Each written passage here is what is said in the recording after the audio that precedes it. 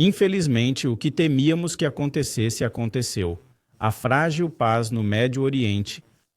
No Médio Oriente, Israel acaba de lançar uma ofensiva brutal em Gaza como não se via há muito tempo. Estamos a falar de 48 horas de terror, onde já estamos a ver mais de 400 mortos, centenas de feridos.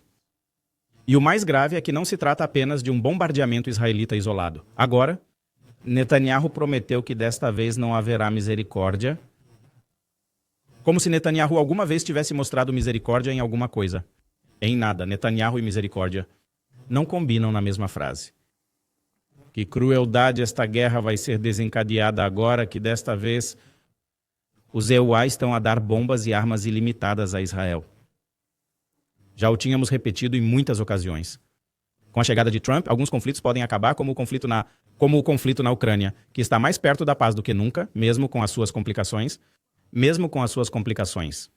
Mas o que é certo é que no Médio Oriente, o inferno vai rebentar.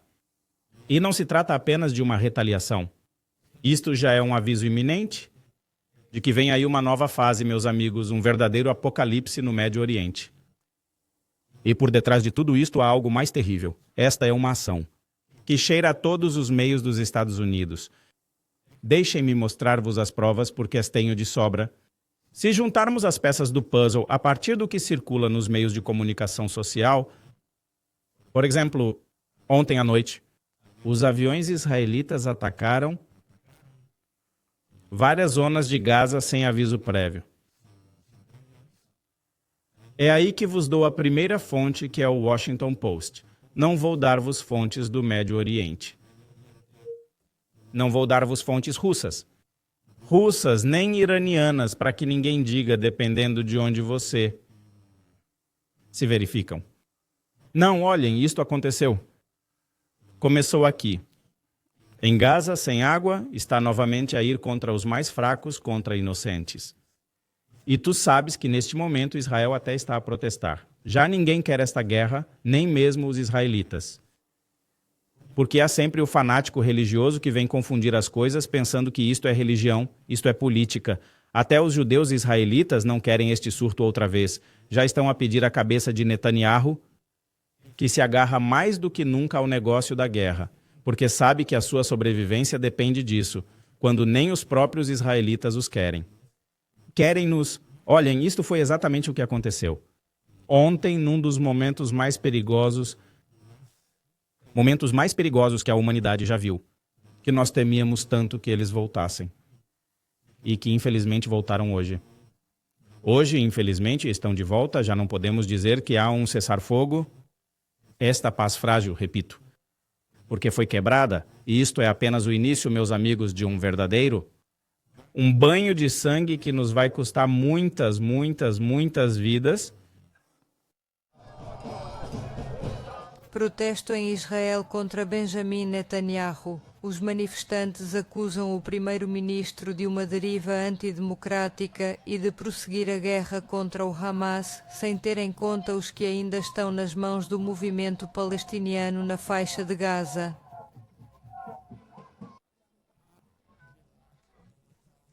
Só através de negociações e acordos conseguiremos libertar os reféns, não temos outra alternativa. No dia 7 de outubro, infelizmente, por negligência de todos os envolvidos, abandonamos estas pessoas. Podia ter sido qualquer um de nós, e a primeira coisa que temos de fazer é voltar às negociações e libertá-las. Há semanas que o governo tem vindo a tomar cada vez mais medidas que são vistas como sendo contra o povo. Voltaram a aplicar o golpe de Estado legislativo com toda a força, mas o que realmente me levou a sair à rua hoje foi o regresso à guerra, que eu realmente sinto que está a ser levada a cabo por interesses políticos para preservar a coligação e não por considerações de segurança ou por uma tentativa de salvar os reféns. A manifestação, a maior dos últimos meses, foi convocada por grupos opositores a Netanyahu, que protestam contra a sua decisão de demitir Ronen Bar, o chefe do Shin Bet, o Serviço de Inteligência e Segurança Interna. A manifestação em frente ao parlamento israelita juntaram-se grupos de familiares dos reféns que protestavam contra os bombardeamentos na faixa de Gaza. As pessoas próximas dos prisioneiros consideram que, ao autorizar o recomeço dos bombardeamentos na terça-feira, o primeiro-ministro sacrificou os reféns ainda vivos, que poderiam ter morrido debaixo das bombas. Bem, aqui tem para que nenhum fanático religioso confuso venha aqui ao chado dizer disparates. Os israelitas são contra.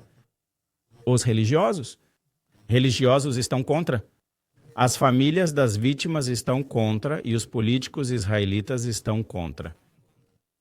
O único que é a favor é Benjamin Netanyahu. Com o aval? Com o aval de um grupo muito poderoso e de um país muito específico. Ontem à noite vimos como isto começou. Os primeiros caças saíram e atacaram várias zonas de Gaza sem aviso prévio, a cidade de Gaza, que é o norte do enclave. Atacaram Khan Yunis, atacaram Beit Lahia, atacaram Rafah e bombardearam a população civil sem descanso, sem piedade.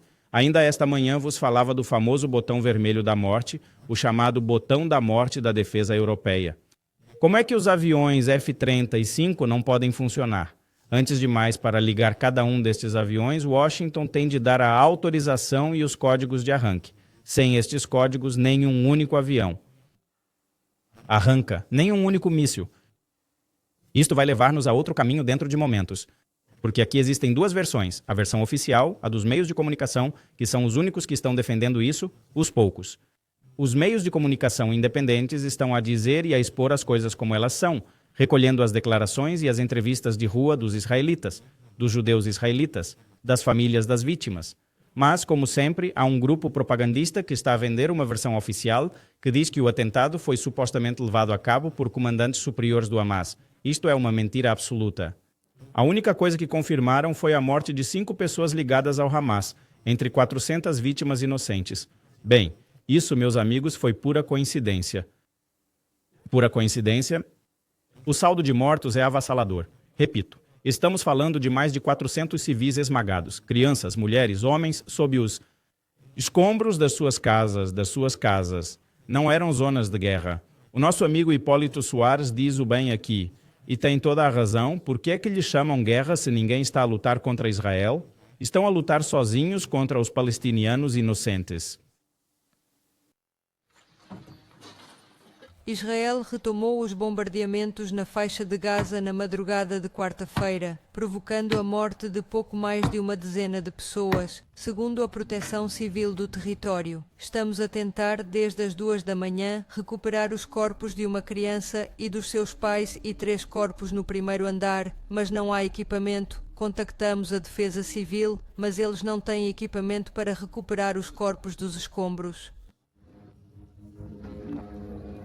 Os novos bombardeamentos ocorreram um dia depois de Israel ter lançado uma onda de ataques de uma escala e violência sem precedentes desde a entrada em vigor de uma trégua em janeiro, que fez mais de 400 mortos. O governo israelita avisou que estes ataques eram apenas o início e que a pressão militar era essencial para garantir a libertação dos reféns capturados pelo Hamas e seus aliados a 7 de outubro, num ataque contra Israel que desencadeou a Guerra de Gaza. O movimento islâmico palestiniano Hamas afirmou na quarta-feira que continua aberto a negociações, mas exigiu que o acordo de tréguas seja respeitado. Israel afirma que o recomeço dos bombardeamentos se deve à recusa reiterada do Hamas em libertar os reféns e à rejeição de todas as propostas que recebeu do emissário norte-americano Steve Witkoff e dos mediadores. Pois bem, e é aqui que toda a propaganda de Israel e de Washington cai por terra, porque as coisas ficam ainda mais obscuras. Não a propaganda de Israel, a propaganda de Benjamin Netanyahu, devo dizer, e deste governo sionista, porque viram que o povo de Israel, a população de Israel, a comunidade judaica israelita, os familiares das vítimas estão a protestar. As famílias das vítimas estão a protestar nas ruas neste momento contra estas ações. Não querem que a guerra comece. Sabem que é o pior erro e dizem-no eles próprios. Ouviram-no das suas próprias palavras. A única coisa que fez explodir esta guerra foi uma questão política.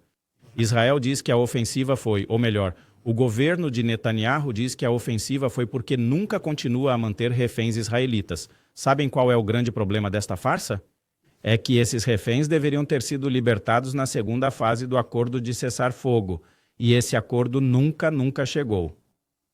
Eu vou mostrar-vos com os meios de comunicação americanos porque o acordo de cessar-fogo entre Israel e o Hamas, que foi alcançado em janeiro de 2025, baseava-se precisamente num esquema que tinha 3 fases. O próprio Donald Trump tinha-o anunciado como um grande negócio, que havia 3 fases que se destinavam a acabar temporariamente com o conflito e a permitir a libertação progressiva de reféns israelitas e libertação progressiva de reféns israelenses e prisioneiros palestinos. Qual foi a primeira fase? A primeira fase foi de 42 dias. Nesses 42 dias, o acordo, de acordo com Donald Trump, porque esse acordo foi elaborado pela nova administração Trump, incluía a libertação de 33 reféns israelitas. 5 cidadãos tailandeses em troca de cerca de 1.900 prisioneiros palestinianos. Também se falou de um cessar-fogo, de uma cessação das hostilidades e de que Israel permitiria a entrada de ajuda humanitária em Gaza. Bem, vejam só, porque de acordo com alguns dos media que vos vou mostrar, aqui tem o Washington Post. E este artigo da BBC estão a relatar que, primeiro, esta fase a que tinha sido acordada tinha sido concluída com êxito. O problema foi quando tentaram passar para a segunda fase. Porque a segunda fase estava prevista para começar no dia 1 de março de... O quê? Só tem 20 dias? Bem, quase. E tinha de abordar 2 pontos-chave, que eram a retirada gradual das tropas israelitas de Gaza e também se falava da libertação do resto dos reféns que tinham sido detidos. Estima-se que cerca de 60 pessoas tenham sido raptadas por estas forças. Estas forças, segundo relatórios do próprio governo israelita. O problema, meus amigos, e é aqui que começam os obstáculos, é que Netanyahu nunca esteve disposto a aceitar uma retirada total de Gaza, que fazia parte do acordo que tinha assinado. Muitas fontes, e entre essas fontes vou dizer-vos qual é, para que ninguém me diga que estou a inventar ou de onde tirei isso. O próprio Washington Post vão ler esse artigo. Tinha admitido que Netanyahu estava a considerar que a presença militar de Israel no Médio Oriente, a presença militar de Israel era essencial para a segurança da sua administração, ou seja, que ele não ia respeitar o cessar-fogo. Por outras palavras, que não ia aceitar ceder território ou a retirada das forças israelitas, como inicialmente acordado. Por outras palavras, o que Israel queria era que ele nunca libertasse os reféns, mas que não retirasse a sua ocupação do enclave, como tinha prometido. Isto, repito, foi o que disse o próprio Washington Post. Não é algo que eu tenha inventado. E bem, é aí que começa o problema, porque depois o Hamas disse que não ia entregar mais reféns, porque não tinham garantias claras de que Israel se ia retirar, como tinham acordado na primeira fase. Até emitiram um comunicado oficial. Podem ver esse comunicado ali no artigo da Reuters. Só estou a citar meios de comunicação americanos para que ninguém aqui me diga que são fontes iranianas ou libanesas. Fontes libanesas, não são fontes americanas. Muitos deles cobrem diretamente as conferências de imprensa da Casa Branca, como a Reuters. E nessa nota que vê da Reuters, eles tinham concordado que qualquer outra libertação tinha de ser condicionada a um cessar-fogo permanente e a restauração das condições humanitárias em Gaza. Aqui surge o outro grande problema, que é o facto de Netanyahu também não está a cumprir isso. Esse é o grande problema. Ele disse que não estava disposto a fazer nenhuma das concessões que já tinha prometido. Então, todas as negociações começam a estagnar. Netanyahu começa a aumentar a pressão. Bloqueia o fluxo de ajuda humanitária, isto é criminoso. Aí está a minha fonte, a BBC, também não estou a inventar. Podem confirmá-lo. A BBC é um meio de comunicação ocidental. Meios de comunicação ocidentais do Reino Unido. E de acordo com a BBC News, no dia 2 de março de 2005, Netanyahu ordenou que não fosse permitida a entrada de alimentos ou medicamentos no país para os feridos, para as crianças, para as mulheres da Palestina, e isso foi contra o acordo, com o qual se deveria ter comprometido quando ainda nem sequer estávamos a falar da implementação da segunda fase. Foi um bloqueio total da ajuda humanitária a Gaza, por ordem de Netanyahu. Por ordem de Netanyahu, isto é criminoso. Eles estavam num cessar-fogo, havia um acordo, tinham de o honrar, não é apenas uma tática de pressão. Amigos, isto é um crime de guerra. De acordo com o próprio direito internacional, vejam bem, estou a dizer-vos como advogado, especificamente o artigo 33 da 4ª Convenção de Genebra diz que a punição coletiva contra populações civis é proibida. Mas quando se trata de Israel, nada é proibido. E depois podem ver como até a BBC diz que Netanyahu estava a exterminar deliberadamente 2 milhões de palestinianos num ato de retaliação política, cortando todos os alimentos, medicamentos, ajuda. Portanto, ele nunca quebra o acordo. Eu não digo nunca, claro, e não me interpretem mal. Nunca é vítima de nada. E Netanyahu também não. Não há vítimas aqui. O que há aqui é uma quebra de acordo. Nada mais. E eu estou a dizer-vos como é que esse acordo foi quebrado. E o mais grave é que isto foi condenado por praticamente todo o mundo. Praticamente todo o mundo, exceto um país, os Estados Unidos, o grande cúmplice deste massacre. Por que é que eu digo que é o grande cúmplice? Porque nesta mesma nota, se estamos a ligar as peças, no dia 2 de março de 2025, quando Netanyahu bloqueou completamente a entrada de alimentos e medicamentos em Gaza, de água, segundo a BBC e a própria Reuters. Pois o que isso significou foi o fechamento total de todos os corredores humanitários que permitiam a entrada de ajuda na faixa. E isso deixou raparigas, crianças, mulheres e todas as famílias palestinianas completamente isoladas, sem nada para beber, sem nada para comer. É uma cruel sentença de morte. É como um outro holocausto. As agências humanitárias, amigos, descreveram isto como catastrófico. Mas, claro, até Anthony Reiner, que é do Programa Alimentar Mundial, e disse nesse artigo à BBC, que podem verificar, que se este bloqueio persistisse, Gaza iria sofrer uma hemorragia. Gaza iria sofrer uma hemorragia numa questão de semanas. Os Médicos Sem Fronteiras também vieram a público e disseram que os hospitais já estavam em colapso. Nem sequer tinham pensos rápidos. Israel continuava a bombardear e a massacrar pessoas. Para que hospital iriam eles? Não tem anestésicos, não tem antibióticos, não tem sequer ligaduras básicas para tratar os feridos dos bombardeamentos israelitas. Não tem nem sequer eletricidade devido aos bombardeamentos israelitas. A ONU também se manifestou imediatamente. Antônio Guterres, o secretário-geral da ONU, disse que esta decisão de Netanyahu era desumana e flagrante para o direito internacional, nas suas próprias palavras. Até o Conselho de Direitos Humanos da ONU se pronunciou e disse que o facto de Israel usar a fome como arma de guerra era um crime de guerra que tinha de ser processado. Nas palavras do próprio relator especial sobre os territórios palestinianos ocupados, Michael Funker. Portanto, tudo isto que não é a minha percepção, que não é algo que eu tenha inventado, que é uma sentença de morte para milhares de palestinianos, que também é condenada pela ONU, que tem sido muitas vezes tíbia nas críticas a Israel. Pois bem, mesmo nesta ocasião, a ONU emitiu um comunicado urgente. E disse que o que Israel estava a fazer tinha de parar imediatamente, porque não podem bloquear o acesso a alimentos, água, comida na Palestina. Imaginem se de repente nos fecham numa prisão. Imaginem que de repente nos fecham em casa sem água, sem comida e ainda por cima disparam contra a nossa família e nos tiram os medicamentos e o acesso aos hospitais. A própria ONU disse que privar uma população inteira de alimentos e medicamentos é bárbaro e não pode ser justificado em nenhuma circunstância. Acho que nem os fanáticos religiosos mais extremistas podem vir à sala de chat para justificar isto.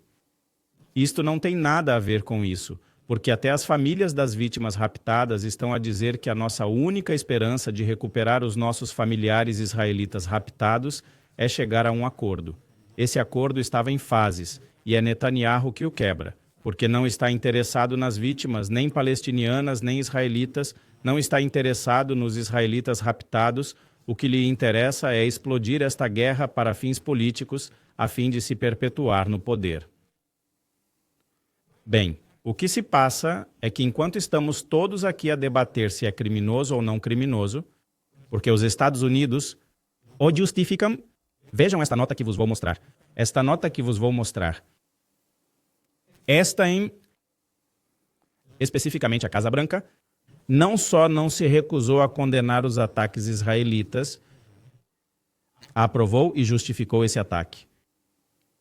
Estas são declarações da porta-voz do próprio Trump, Caroline Leavitt. Disse na Fox News que Israel tem o direito de tomar todas as medidas necessárias para garantir a libertação do seu povo. Quero dizer, Washington matar 2 milhões de pessoas à fome é aceitável se o objetivo for pressionar o Hamas a libertar as vítimas que têm de ser libertadas, claro. Mas havia um acordo para que isso acontecesse. Não se trata apenas de cumplicidade de amigos? O que é que se chama até um país que rapta 60 pessoas inocentes? Terristas, não sabes qual é a palavra completa, não consigo dizê-la. E o que é que se chama a um país que mata 2 milhões de inocentes em resposta? Anjos caídos do céu? Eles não estão a comportar-se de forma diferente. O governo de Netanyahu. E agora o facto de Trump estar a apoiar esta política de extermínio é brutal. Repito, é a Reuters que o afirma. Segundo a porta-voz da Casa Branca, mas o mais flagrante, meus amigos, é isto. Antes do início dos bombardeamentos, Israel consulta Washington de acordo com a fonte da Reuters. A Casa Branca foi avisada desta operação e Trump deu luz verde. A própria secretária de imprensa de Donald Trump também o disse e confirmou ela própria na Fox News. Disse que Israel nos consultou sobre os ataques em Gaza. Como é que se traduz isso em inglês? O que significa é que os Estados Unidos não só sabiam que Israel ia quebrar o cessar-fogo, como o aprovaram. E é aqui que entramos em território muito perigoso, porque, vejamos, Netanyahu está num ponto em que não pode ceder em questões políticas. Por razões políticas, não se trata de defender as vítimas raptadas ou prever uma guerra. Netanyahu está a salvar a sua própria pele e nada mais. Ele sabe que não pode ceder, porque a sua coligação ultranacionalista não lhe perdoará negociar com o Hamas e ele próprio prometeu que não haverá paz sem a libertação de todos os reféns. Então, qual é a alternativa para Netanyahu? Qual é a alternativa de Netanyahu? A sua alternativa muito pessoal e egoísta, para além do que lhe pedem os familiares israelitas das vítimas? Ou os massacres dos palestinianos com os quais ele pouco se importa? Sabem qual é a única opção que ele tem? Continuar a bombardear Gaza, até que ela nunca ceda. Ou até que não reste nenhum palestiniano vivo à face da terra. E do outro lado temos agora o Hamas, que também não é nenhum anjo como Netanyahu, lá está ele, sem mais nem menos. Agora dizem que não se vão render. E tem uma oposição. Dizem que não vão libertar os reféns sem garantias de que Israel se vai retirar de Gaza. E Netanyahu diz bem, eu não me vou retirar. Sabemos como funcionam estas negociações. Cada vez que um grupo cede, o outro insiste mais, é um jogo de pôquer. Infelizmente, neste jogo, as fichas são vidas humanas. E bem, enquanto isto está a acontecer, Gaza está a morrer. Israel não só retomou os ataques, como também bloqueou, repito, toda a entrada de ajuda humanitária. Neste momento, em Gaza não há comida, não há água, não se pode ter comida em Gaza. É proibido ter água em Gaza. Por quê? Porque é proibido entrar. Ninguém pode comer ou beber. Não é terrível, é criminoso, meus amigos, isto não é apenas um cerco, não é uma guerra, é um genocídio. É uma sentença de morte para centenas de milhares de palestinianos. Estou indignado com o que Donald Trump está a fazer ao expulsar os jovens universitários americanos que saíram para protestar. no ano passado, contra o genocídio israelita, porque ele diz que eles são terroristas. Recuso-me a viver num mundo assim. E ainda mais num país como esse, nestas circunstâncias. O problema não são os Estados Unidos, é a sua administração. E numa administração como esta, não, obrigado, nem de perto. A Agência de Ajuda Humanitária, vou avisá-los desde já, que o pouco que a Palestina tem armazenado não vai durar muito. E depois disso, o que é que se segue? Uma morte em massa e um grande número de palestinianos a morrer de fome. Em câmara lenta, desta vez não são câmaras de gás. Desta vez é um extermínio étnico, que pode ser comparado em brutalidade e em perversidade. Mas a questão-chave, meus amigos, é: o que é que o mundo vai fazer em relação a isto? Porque, sejamos honestos, isto não é apenas um conflito, não é apenas uma guerra, é um massacre. E aqui já estamos a ver Washington, o Egito, o Catar, a ONU, todos a tentar mediar. Todos falharam, mas quando Israel decide abandonar a mesa de negociações, os Estados Unidos não só não o impedem, como lhe dão luz verde. E isto, meus amigos, muda tudo. O problema é que esta guerra já não é sobre os reféns, não é sobre Gaza. Isto faz parte da nossa humanidade. Até quando é que o mundo vai acordar e permitir que este tipo de coisas apareça nas notícias sem indignação? É uma história que se repete vezes sem conta, e o mundo não tem vergonha de a ver as vezes que forem necessárias. Tem de ser vista. Até que não reste um único palestiniano vivo na face da terra. Criminoso, realmente o que estamos a ver aqui.